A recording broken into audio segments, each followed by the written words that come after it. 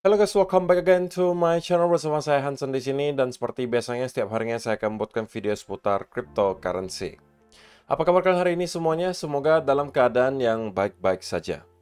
Teman-teman, kita hari ini akan membahas apa yang sedang terjadi di Bitcoin secara price action. Kita melihat ada sedikit rebound yang terjadi dan mungkin saya akan membawa sedikit angin segar lah untuk teman-teman yang merasa down selama beberapa hari terakhir.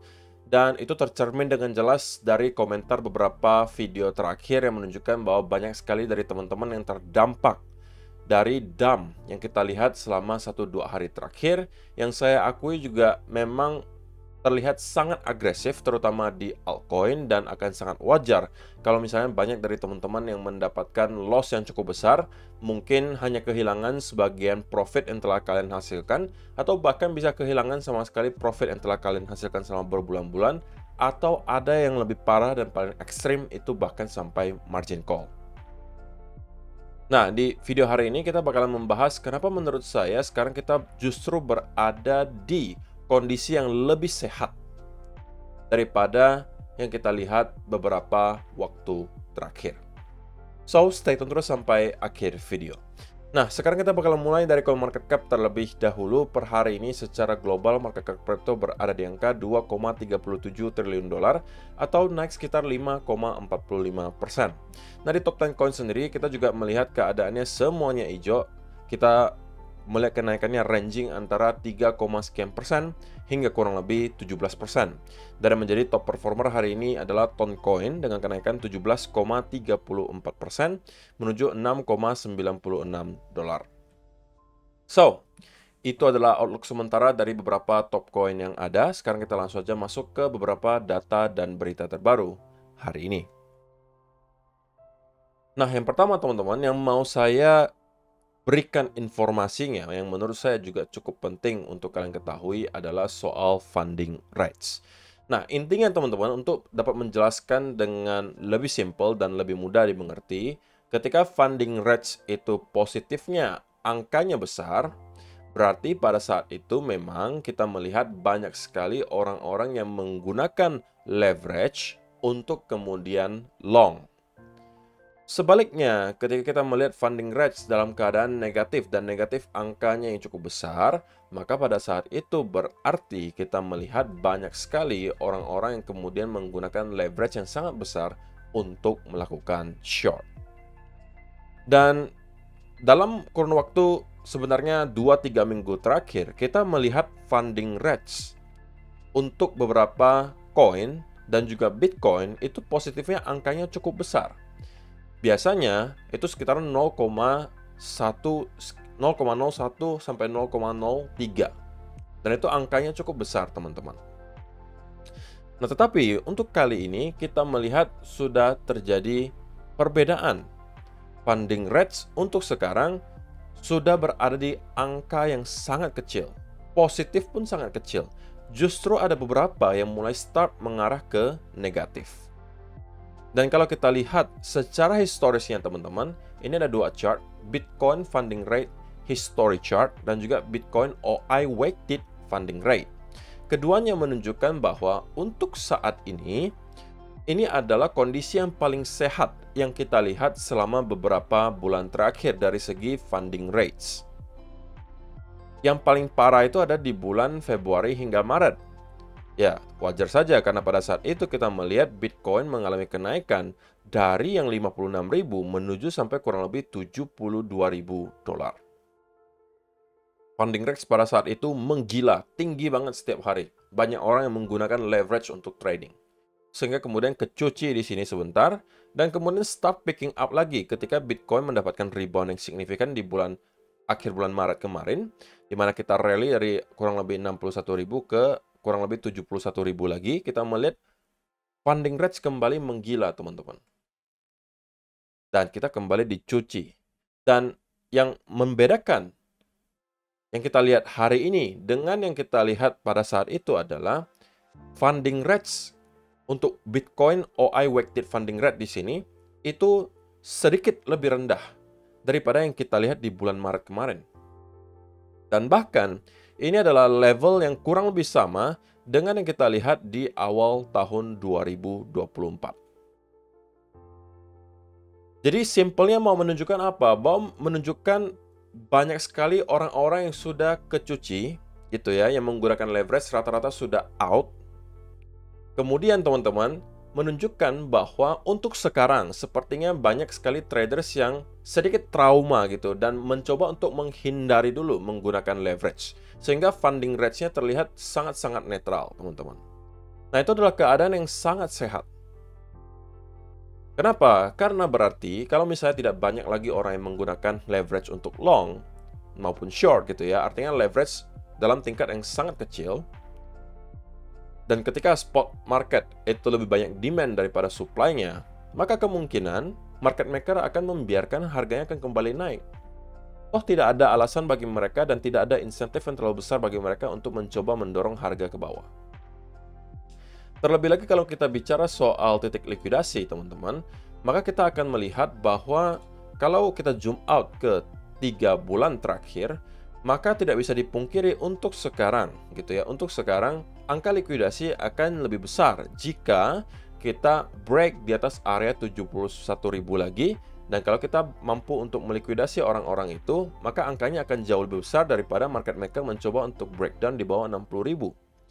Yang tentunya bukan sesuatu yang tidak mungkin terjadi, bisa saja, tetapi bagi saya semua yang kita lihat di sini hanya adalah shake out, teman-teman. Sampai detik ini saya masih berpegang dengan opini tersebut. Koreksi yang kita lihat beberapa hari terakhir, menurut saya pribadi, adalah sebuah shake out untuk membuat market kembali dalam keadaan fear, karena sudah lama, teman-teman, kita tidak melihat market sentimennya itu dalam keadaan fear. Paling mentok itu netral gitu. Atau kalau enggak, dalam beberapa bulan terakhir itu greedy, bahkan extreme greed. Udah tidak pernah kita melihat fear. Dan mungkin kita sudah akan start gitu ya, beberapa hari terakhir sedang start untuk shifting kembali ke arah fear. Apalagi kalau misalnya kita sampai drop di bawah 60.000, saya rasa hal itu akan kembali terjadi. Bahkan kita bisa masuk mungkin ke teritori hampir extreme fear. Dan itu adalah lagi-lagi saat yang mungkin tepat gitu ya untuk teman-teman start melakukan dollar cost averaging. Kalian melihat banyak sekali mungkin altcoin kesayangan kalian yang mungkin kalian mau hold long term, itu rata-rata mendapatkan pemangkasan harga 40, 50, bahkan 60%. So why not gitu? Kalau misalnya kalian merasa long term project itu bakalan do well, ya silakan kalian harus mungkin start melakukan dollar cost averaging. Regardless apakah koreksi yang kita lihat kali ini sudah selesai ataukah kita akan melanjutkan koreksi di bawah 60.000 dolar. Tetapi selama kalau kalian mempunyai time frame yang cukup panjang dan kalian memang sudah melakukan riset dengan baik, maka harusnya kalian bakalan fine-fine saja, teman-teman. Dan please sekali lagi, hindari dulu yang namanya leverage. Please pakai spot aja, teman-teman. Karena kalian juga udah dikasih diskon yang sangat besar. Dengan menggunakan spot pun, kalau misalnya nanti kita kembali masuk ke bull market gitu ya. Ini sebenarnya kita masih berada di bull market, tapi kita mendapatkan semacam mid-cycle correction. Nah, kalau kita kembali sudah berada di fase euforia, maka kalian bisa menghasilkan gains yang luar biasa besar, bahkan hanya dengan mainnya di spot. Dan itu jauh lebih aman, terutama untuk teman-teman yang masih merupakan pemula. Itu adalah hal yang pertama, teman-teman, yang mau saya sampaikan ke kalian, yang menurut saya membuat saya merasa market sekarang berada dalam kondisi yang jauh lebih sehat daripada yang kita lihat beberapa waktu terakhir. Nah, juga sebagai perspektif, teman-teman. Kita sekarang di dunia gitu ya, ada kurang lebih 8 miliar manusia. Dan sampai kapanpun akan hanya ada 21 juta Bitcoin yang bakalan bisa diciptakan. So, kita bisa asumsikan bahwa hanya akan ada kurang lebih 21 juta orang yang akan bisa nge-hold satu Bitcoin. Itu maksimalnya, teman-teman. Hanya akan ada 21 juta orang bisa hold satu Bitcoin. Itu hanya 0,26% dari populasi global. Tapi kalau kalian consider lagi that there are companies and some individuals who owns thousands of coins, and you consider that 3 to 5 million coins are likely lost forever, and that so many people own fractions of Bitcoin, it means even fewer people can own one Bitcoin. I'd guess that less than 2 million people can own a whole coin simultaneously. Jadi sebagai perspektif teman-teman, bahwa kalaupun misalnya 21 juta Bitcoin itu dibagi ke dibagi satu ke setiap orang, hanya akan ada 21 juta orang yang berarti mampu ngehold satu Bitcoin. Dan itu hanya 0,26% dari total populasi, teman-teman. Tapi kalian harus tahu bahwa yang membeli sekarang itu nggak cuma para retail. Perusahaan-perusahaan besar seperti MicroStrategy, kemudian dari spot Bitcoin ETF, dari institusi yang memegang ribuan bahkan puluhan ribu Bitcoin. Maka itu membuat perhitungannya berbeda lagi. Dan kalian juga perlu tahu bahwa ada kurang lebih 3-5 juta Bitcoin yang kemungkinan sudah hilang selamanya. Orang-orang yang mungkin membeli dulu di tahun 2011, 2012, yang careless gitu ya, mungkin membuang cold walletnya karena mungkin merasa ya nggak berharga banget kok, pada saat itu memang Bitcoin masih harganya sangat murah. Dan sekarang mungkin menyesal gitu kalau melakukan hal tersebut. Nah, itu ada kurang lebih 3-5 juta yang sudah hilang. Jadi ada kurang lebih tersisa hanya 16 atau 17 atau 18 juta Bitcoin yang ada. Ditambah lagi ada para companies yang membeli ribuan, puluhan ribu, atau bahkan sudah ada yang megang ratusan ribu Bitcoin. Jadi, kalau dihitung-hitung teman-teman, kemungkinan bisa saja ini estimasi ya, hanya akan ada kurang lebih 2 juta orang yang bisa ngehold satu Bitcoin utuh.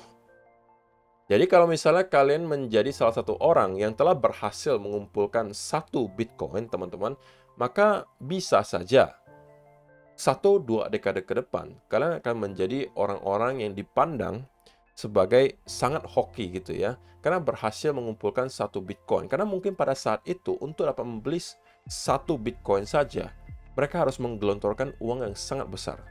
Sedangkan kalian sekarang masih berada di tahap di mana kita masih melihat awal dari adopsi massal, teman-teman. Kita masih kategori awal. Para institusi baru start untuk masuk. Tapi kalau ketika semuanya sudah mainstream gitu ya, semuanya orang sudah mengenal Bitcoin, semuanya sudah menggunakan Bitcoin, pada saat itu harganya tidak akan mungkin berada di area yang sama lagi dengan yang kita lihat sekarang.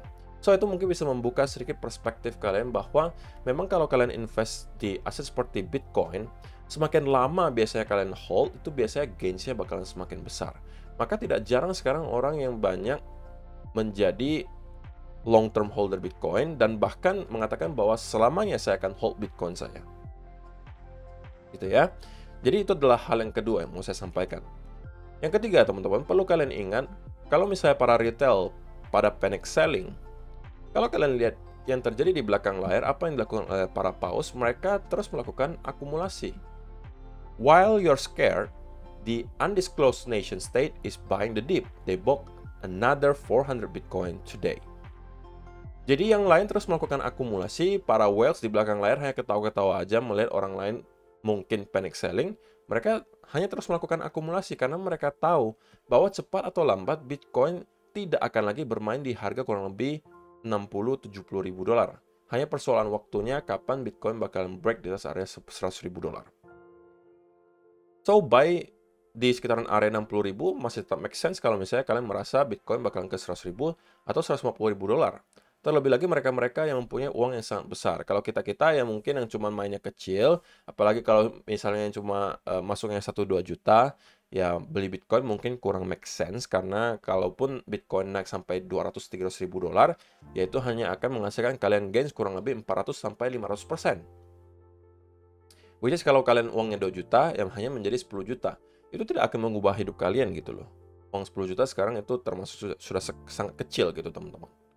Jadi kalau kalian yang memang punya modal yang tidak terlalu besar, ya juga harus adjust lah gitu ya. Jangan sampai mungkin semuanya ditaruh ke Bitcoin. Mungkin ada sebagian yang harus kalian taruh ke altcoin. Atau jalanan lebih baik lagi adalah kalian mencari uangnya dulu lebih banyak gitu ya. Mungkin cari side jobs, cari pekerjaan yang lain, atau misalnya kalian buka usaha yang baru dan seterusnya, untuk dapat menghasilkan dry powder yang lebih banyak dan diinvestasikan ke Bitcoin. Gitu ya. So, ini adalah beberapa mungkin angin segar yang bisa saya bawakan untuk kalian yang semoga dapat membantu gitu ya. Untuk kalian-kalian yang sedang mungkin down melihat Bitcoin dan kawan-kawan beberapa hari terakhir performanya tidak terlalu baik. Nah, tetapi memang saya nggak bisa pungkiri bahwa di weekly chart, teman-teman, seperti yang kita bahas di video kemarin, kita nggak pengen ada closing weekly candle itu dalam keadaan bearish engulfing. Dan kalau misalnya dilihat di sini, ya kita tidak melihat sign yang terlalu baik di weekly chart. Kenapa? Karena kita pada akhirnya closing weekly candle itu terendah sejak bulan Maret 2024 kemarin, teman-teman. Ya, mungkin baru 1 bulan gitu ya, tapi kita berkali-kali berhasil sebenarnya untuk close di atas area 67.000, teman-teman. Dan pada akhirnya kita close lagi di bawah area tersebut. Jadi inilah closing weekly candle terendah sejak awal bulan Maret kemarin. Dan closing weekly candle-nya juga tidak terlalu baik ya dari segi bentukan atau pattern candle-nya, walaupun kita melihat ada semacam percobaan untuk rebound, tapi itu tidak berhasil untuk mendorong lagi ke area 67 atau 69.000. Sehingga menurut saya, teman-teman, di weekly chart menunjukkan bahwa ada indikasi memang kita bisa melanjutkan koreksi dari sini. Dan kemungkinan bisa break di bawah area 60.000 sampai mungkin senarionya menurut saya sekarang maksimalnya nyampe ke 55 sampai 58.000 dolar. Itu bagi saya masih adalah sweet spot-nya, teman-teman, 55 sampai 58.000 dolar. Jadi untuk weekly chart memang tidak terlihat terlalu baik gitu ya. Terlebih lagi kalau misalnya kita jebol lagi di bawah area 60.000 di sini, maka itu bisa memvalidasi ada potensi double top di sini. Yang juga bisa mendorong harga jauh lebih dalam. Dan kemungkinan altcoin pada saat itu juga akan suffer lebih dalam lagi. Tapi tentunya itu bukan harapan kita semua. Kita pengennya harganya cepat-cepat naik. Siapa yang nggak mau seperti itu? Tapi kita harus terus terang gitu ya, objektif untuk melihat chart. Bahwa memang kita melihat ada indikasi negatif yang terjadi di weekly chart. Tetapi teman-teman, ada invalidasi yang bisa terjadi dari skenario bearish tersebut. Kalau misalnya kita bisa melihat Bitcoin selama beberapa hari beruntun itu mendapatkan rally, kemudian diikuti ada konsolidasi, maka dari segi daily chart itu tentunya adalah sebuah berita baik dan kita bisa melihat Bitcoin untuk kembali shifting momentum ke arah bullish.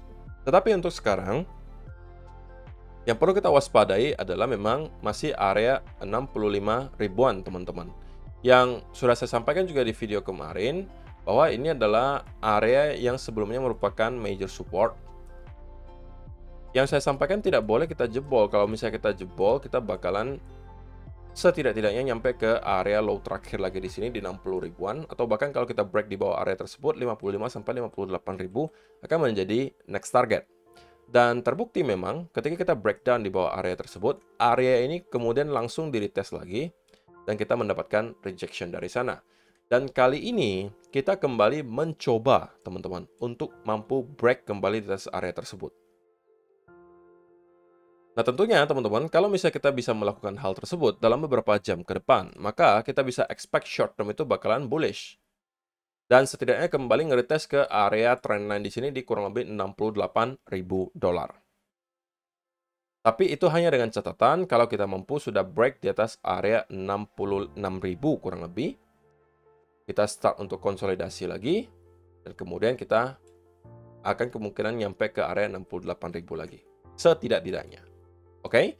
Nah, kalau untuk short term banget, teman-teman, kita tentunya belum mempunyai sama sekali setup yang bisa dimanfaatkan untuk long.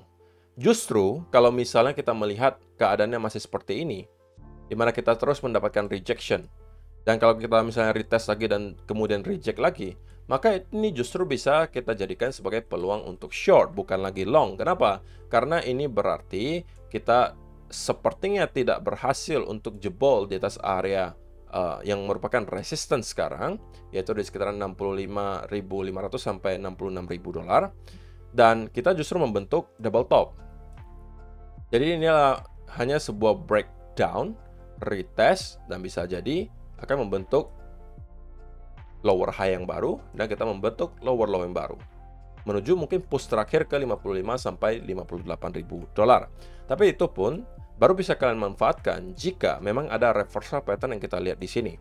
Mungkin ada contohnya seperti double top, triple top, atau misalnya ada head and shoulder yang bisa kalian lihat terjadi di sini. maka itu mungkin bisa kalian manfaatkan untuk short. Tetapi short yang kita lakukan di sini menurut saya hanya akan short term, karena menurut saya di sekitaran area 55 sampai 58.000 kita mempunyai chance yang cukup besar untuk menemukan local bottom. Jadi trade setup berikutnya akan bergantung pada price action Bitcoin dalam beberapa jam ke depan ya teman-teman. Kalau misalnya kita melihat ada breakout di atas 66.000 diikuti ada konsolidasi. Konsolidasi itu bentuknya ya seperti ini teman-teman. Seperti ini. Kalau ini versi bearishnya, ini versi bullishnya gitu. Nah kalau ada semacam itu yang terjadi di sini, maka kita bisa expect akan ada push berikutnya ke sekitaran area 68.000 dolar. So, saya rasa itu saja yang perlu saya sampaikan di video hari ini, teman-teman. Jadi, pergerakan berikutnya, bias berikutnya, akan bergantung pada pergerakan Bitcoin selama beberapa jam ke depan. Apakah pada akhirnya kita akan printing reversal pattern di sini, ataukah justru kita akan breakout. Nah, pada saat kedua hal itu terjadi, baru kalian mungkin bisa mendapatkan setup. Terima kasih kalian yang sudah menonton sampai selesai video hari ini. Semoga bermanfaat untuk kalian semua. See you in the next video. Bye-bye.